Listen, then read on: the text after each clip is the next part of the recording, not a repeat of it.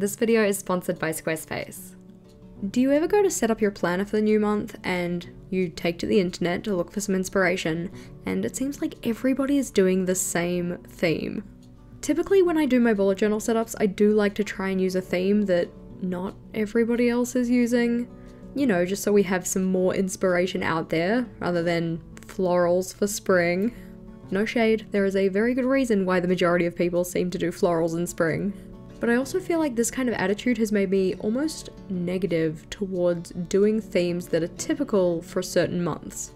Like Halloween for October, Christmas for December, April showers for April. As you can see though, that's exactly what I'm doing this month. I've kind of decided I need to get over myself a little bit, and it's okay to do themes that everybody else is doing. If you needed to hear it from someone other than yourself, you have full permission to do themes that are typical for certain times of the year. If you want to do a Star Wars theme in May because May the 4th be with you, you go for it. If next March rolls around and you decide, hey, actually I do want to do a green theme for St. Patrick's Day, you go for it. Am I mainly saying these things to give myself permission for doing April showers in April? Yes, that is the case. But I figured there were probably some other people in our community that needed to hear it as well, and you might be one of them. Let's do the stereotypical themes and not get down on ourselves for doing it. We're not being unoriginal. There are many ways you can tackle an April showers theme, which honestly was actually a major problem when it came to doing my setup. I had too many directions that I wanted to go in. I was thinking, oh yeah, I'll whip out the watercolors and we'll do like full page color, and then we'll have that picture of the girl in the rain with the umbrella silhouette with the rain falling down around her kind of thing. And then I started looking on Instagram and got really into the idea of doing collaging with different shades of blue papers and washi tape and all of that kind of stuff. And then I was thinking about umbrellas and how I should have like a kind of April showers theme that's themed around umbrellas.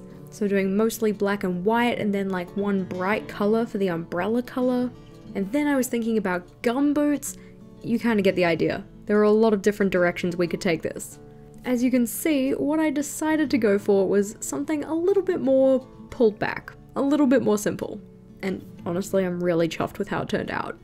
The inspiration for the pages that we're setting up today came from two main places. One of them being my April setup in the giveaway bullet journal, the video for which is already up, so if you haven't seen it, make sure to go check it out after this one. In that one I did a light bulbs theme, so you can kind of see that idea coming through with the hanging raindrops we have. But this one was also inspired by our second source of inspiration, which was a setup done by Ray's daily page. In particular, this picture here. A link to that reference image can be found in the description box below, along with a list of all the materials that we used in today's setup and links to any related videos. For instance, something that I've started making recently are playlists of my monthly setups, broken down by month. So say if you're looking for inspiration for April monthly setups, then we do have a link to the playlist of my previous April setups, which might be helpful. Back to what we're setting up here though, this would typically be my quote and cover page, but rather than going with a quote page this time, I decided to turn this one into a thoughts and ideas space. I didn't really feel like doing a quote this month, I'm not really too sure why, but I think that the thoughts and ideas page turned out pretty cute. I was tossing up with the idea of turning it into a month in review page or a monthly reflection, but I've been quite enjoying my 2-page layout for this, so I figured I'd use the page for essentially a brain dump space. In terms of timing, from first touch of the pen to final erasings, the thoughts and idea page took about 19 minutes, while the cover page took about 8.5. As always though, these times don't include the sketching in time or the idea generation time. Before we flip on over to the next page though, as we typically like to do, we're gonna have a look at how this month was going. For March, the theme that I went with was a mail theme, or letters theme. And I'm not gonna lie, I have been super enjoying this theme. I think it's probably in part the color palette. I really like the combination of the pink and blue together, and I've also appreciated how easy the doodles have been. Drawing envelopes are effectively a box with some extra lines, and paper planes are less difficult than I thought they were going to be. I have very much been enjoying using my productivity tracker, though I'm not going to use it in my setup for April, just because I know for half of the month I'm going to be on holidays, so it doesn't really seem super necessary to have. And I've also decided that because my monthly meal tracker hasn't been working super well, I'm also taking that one out for April as well. I've gone with a similar style weekly for the entire of March, which I have been enjoying, but I'm looking forward to changing up the design next month. Flipping on over to the next spread in our April bullet journal setup, we have the monthly log. Typically for my monthly logs, I like using a calendar style layout that goes across both pages of the spread, but for April I wanted to do something a little bit different. In this one, I'm instead using a smaller calendar grid, where each of the boxes are 3 grid spaces across by 3 grid spaces down, so 1.5 centimeter squares. And at the bottom of the page, I'm putting in a 2-column vertical style monthly log. I have used this style in a previous setup, in fact, in a previous April setup as well, and we've been doing something similar in Rachel's bullet journal setups this year too. You can see for the calendar on this one, I made more use of that dark blue dot grid paper from the Archer and Olive subscription box last year. I'm going to be so bummed when I run out of this paper. Navy blue is a colour that I really enjoy using, so I'm hoping that at some point they come out with another notepad of a similar colour. But in the grid itself, I'll be putting in icons to represent different happenings, in particular happenings that happen repeatedly. For instance, staff meetings and briefings, Bujo Wednesday with Rachel, and payday. It probably would have been good to leave myself space on this page for a key, but I can always put one in on a sticky note. You may have noticed that in this setup I'm using a couple of different supplies compared to usual. One of them you can see on the screen here, which is the white gel pen from Archer and Olive. This one came in the December sub box, and I've also been making use of 3 different colours of acrylographs. So the orange yellow and the cool grey from the Tropical collection, and the midnight moonlight from the cool fall collection. Acrylographs are very much one of those supplies that I super enjoy using, but just don't use very often, and I want to start using them more, which is why I selected them for this month. Of course, if you ever wanted to get yourself something from Archer and Olive, remember that you can use my code JashiiCorrin10 for 10% off eligible purchases. It's a great way to support this channel while also getting yourself a discount.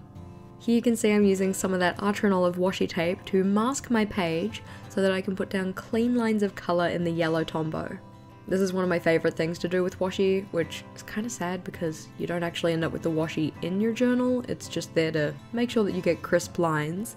But if you were curious about different ways that you can use washi tape in your journal, including this masking trick, be sure to check out the video I have on 15 journal related ways to use washi tape.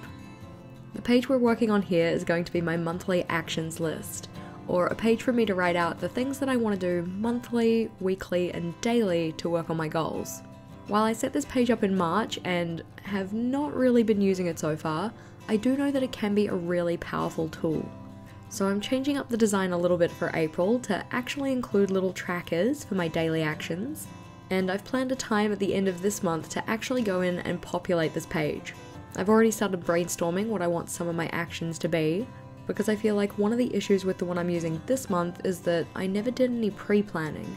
So the month kind of started and I didn't have a plan for how I was going to work on my goals. I am very much hoping to avoid that for next month though, so we're going to do that pre-planning, we're going to get those action steps written in ahead of time. In terms of timing though, the monthly log took about 21 minutes and the actions list took about 13.5.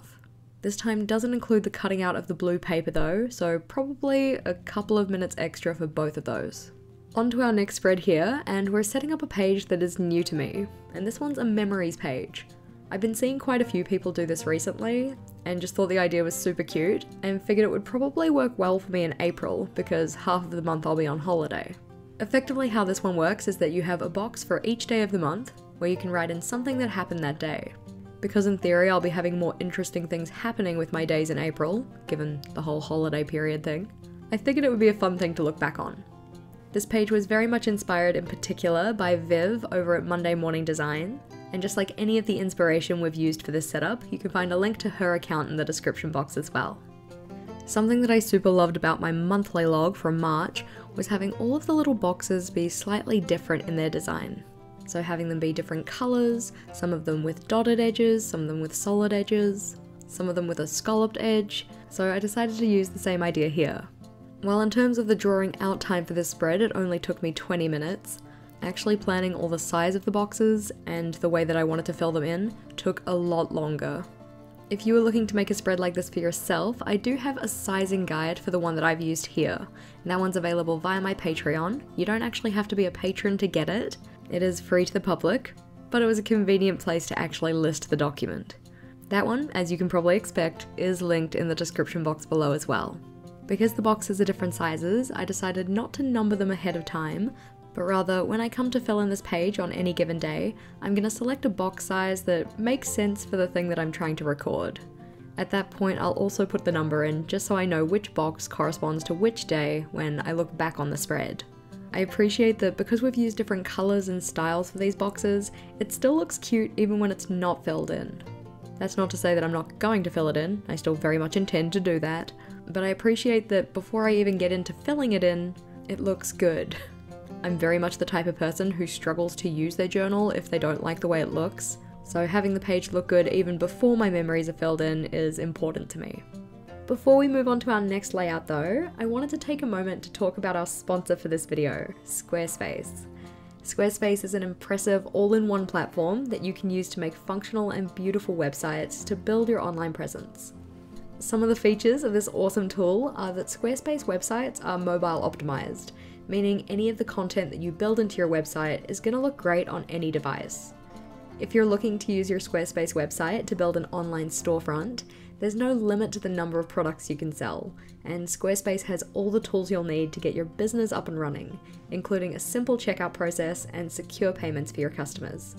As someone who isn't very savvy when it comes to website building, I can totally understand the process of getting a website up and running to be very daunting, but Squarespace makes it simple and straightforward to get yourself set up with a beautiful and functional website.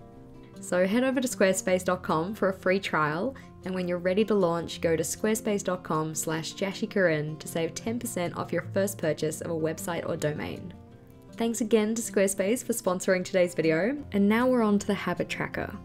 While for the first 3 months of this year I've been putting my habit trackers on my weekly logs, I decided I wanted to go back to a monthly setup for April.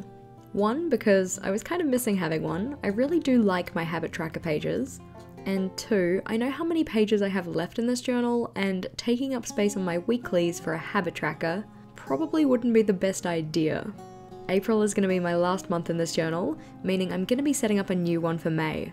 Something I want to try this year is using different sizes of journals, so I'm currently toying around with the idea of either using a B5 journal or a B6, with the B5 being bigger than the current one I'm using, which is A5, and the B6 being smaller. I'm going to try out both of those sizes this year, but I'm not too sure which one to start with. If you have a thought about which one I should go with for my next journal, please do let me know in the comments. I can totally see the merits of either, I'm just not too sure which one I want to go with first. For the habit tracker though, this one took 16.5 minutes to set up from first touch of the pen to final erasings, and the style I've gone for here is the vertical style. For this one we have each of the days of the month listed down the left hand side, and each of my habits listed out as icons along the top.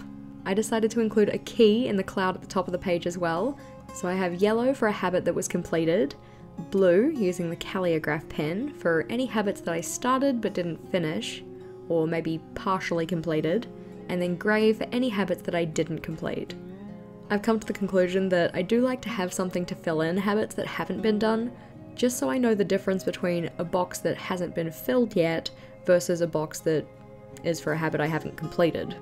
Hopefully that makes sense, but onto the right hand page, this is where I have my monthly challenge tracker. I really loved the monthly challenge tracker that I set myself up for March, but I never ended up picking a monthly challenge. So I have this really great tracker that I'm just filling in as not completed every day because I don't have a challenge.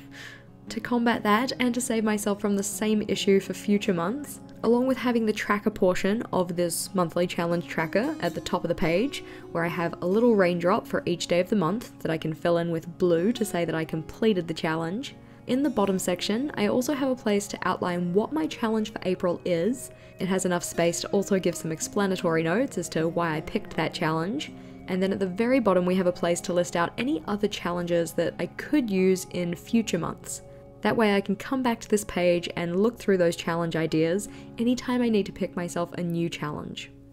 In terms of timing, the monthly challenge tracker took about 11 minutes, and then it was over the page and onto my monthly review spread. This one is slowly becoming a staple in my journal for each month, and I am totally fine with that. I actually really love the monthly review spread. I haven't filled in my one for March just yet, and I didn't actually end up completely filling in my one for February, but I love having all of these little sections to help me reflect on the month that was.